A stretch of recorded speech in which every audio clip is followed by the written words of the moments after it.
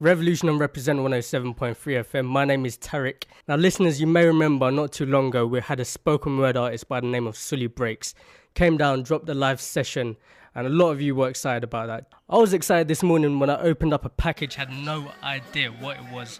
Opened it up, put it in the player, pressed play, and it totally blew me away. It's his brand new piece from his brand new The Dorm Room EP.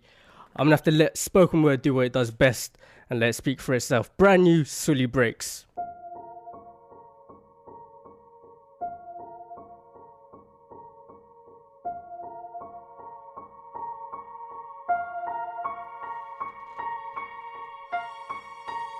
Right now, there is a kid finishing parents' evening in a heated discussion with his mother, saying, why does he have to study subjects he will never ever use in his life?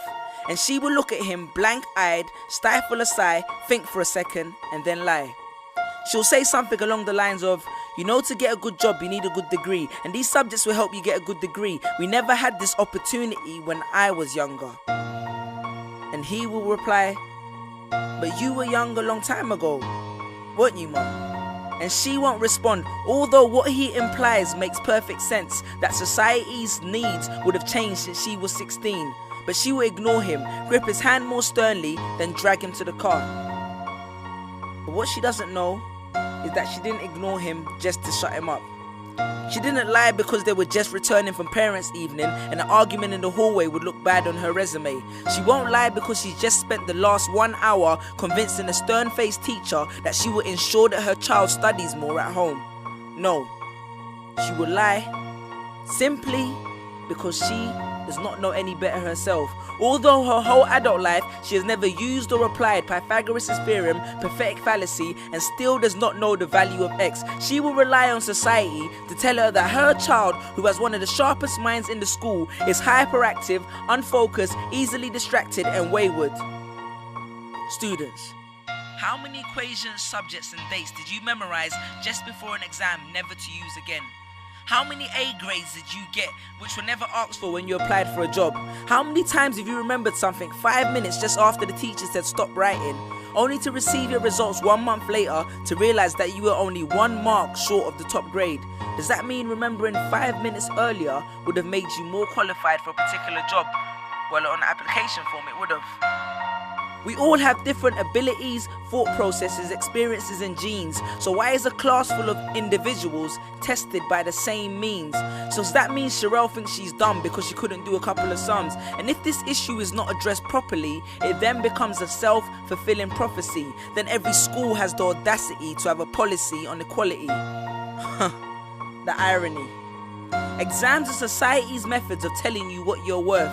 But you can't let society tell you what you are, because it's the same society that tells you that abortion is wrong but then looks down on teenage parents. The same society that sells products to promote natural hair, looks and smooth complexion, with the model on the box half photoshopped and has fake lashes and hair extensions, with pastors that preach charity but own private jets, imams that preach against greed but are all fat, parents that say they want educated kids but constantly marvel at how rich Richard Branson is, governments that preach peace but endorse wars, that say they believe so much in the importance of higher education and further learning, then why increase tuition fees every single year?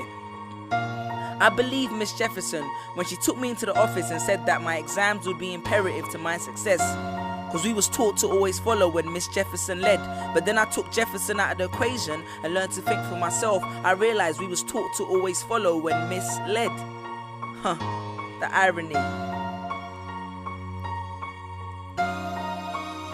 Test us with tests, but the finals are never final, because they never prepare us for the biggest test, which is survival. And what I suggest is fairly outlandish, so I do not expect everyone to understand this, except for the kids who knows what it feels like to be worth no more than that D or that A that you get on results day, and the ones whose best stories were never good enough for the English teacher, because apparently you missed out key literal techniques, did not follow the class plan, and the language was too informal for him to understand. But then he'd reference Hamlet and Macbeth, and you'd fight the urge to express your contempt by partially clenching your fist with only your medius finger left protruding in the middle of your hand, and then asks if he was aware that Shakespeare was known as the innovator of slang, or the kid at the back of the class who thinks, why am I studying something that doesn't fuel my drive? But then when confronted with a maths problem, his eyes come alive. So this one is for my generation, the ones who found what they were looking for on Google, the ones who followed their dreams on Twitter, pictured their future on Instagram, accepted destiny on Facebook. This one's for my failures and my dropouts, for my unemployed graduates, my shop assistants, cleaners and cashiers with bigger dreams,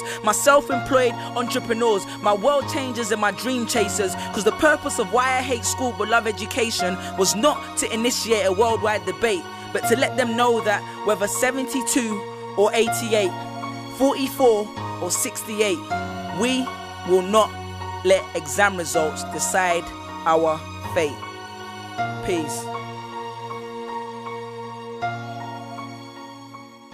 Just these pictures on my phone, sitting all alone, visualizing home. And all my friends were just these pictures on my phone, pictures on my phone.